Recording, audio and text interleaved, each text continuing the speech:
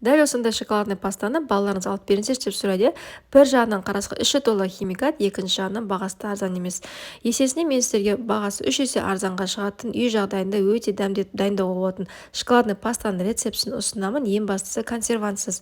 Ең алдымен бізге осылай сүтімізге қантымызды салып, 3 ас қасы какаомызды салып, жақсылап тұрып барлығын міндетті түрде блендермен шайқаймыз.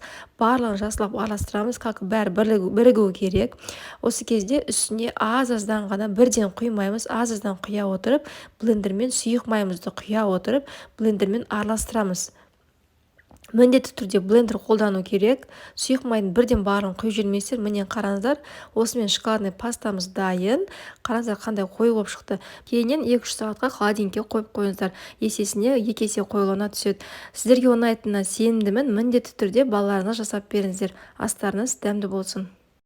Сондай-ақ достар, жаңа видеоны өткізе алмау үшін арнама тіркелуді ұмытпаңыздар.